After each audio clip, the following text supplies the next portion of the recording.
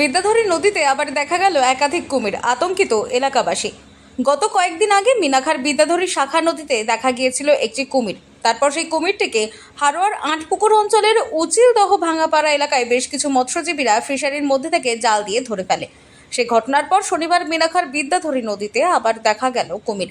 তবে একটি কুমির নয়, এলাকাবাসীদের দাবি একটি বড় কুমির ও ছোট ছোট দুটি কুমিরের বাচ্চা দেখা গিয়েছে হারোয়ার আটপুকুর এলাকায়। নদীর চরে বেশ কিছুক্ষণ ধরে তিনটি কুমিরকে একসঙ্গে দেখেন স্থানীয় বাসিন্দারা।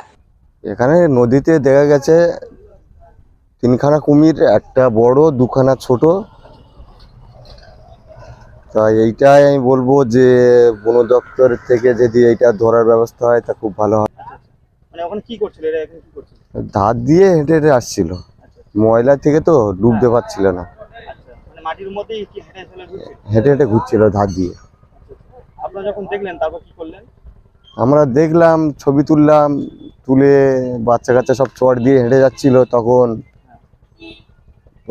কুমিরটা মাঝার দিকে চলে গেল, তবে ভিডিওটা করা হয়েছে। এই ঘটনার পর যথেষ্ট আতঙ্কিত হয়ে পড়েছেন এলাকার বাসিন্দারা।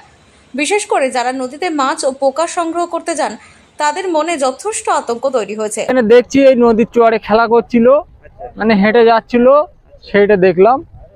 এবার আমাদের তো এখানে বাচ্চা কাচ্চা সব নদীতে মাছ ধরে, নামা হয়, অনেক কিছু করে, ভয় তো আমাদের আছেই।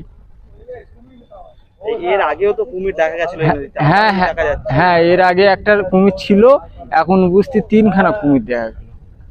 এখন কি চাইছেন? মানে এখন চাইছি বন দপ্তর কুমিরটা ধরার ব্যবস্থা করুন। আপনি কি আতঙ্কে আছেন? হ্যাঁ, আমরা তো আতঙ্কই আছি। নদীতে মাছ সংগ্রহ করতে যান তাদের মনে যথেষ্ট আতঙ্ক তৈরি হয়েছে। অবিলম্বে বন দপ্তরের হস্তক্ষেপে এই কুমিরগুলিকে ধরা হোক, এমনটাই দাবি তুলেছেন স্থানীয় বাসিন্দারা ও মৎস্যজীবীরা। বসিরহাট থেকে জুলফিকার মোল্লার রিপোর্ট, লোকাল 18 বাংলা।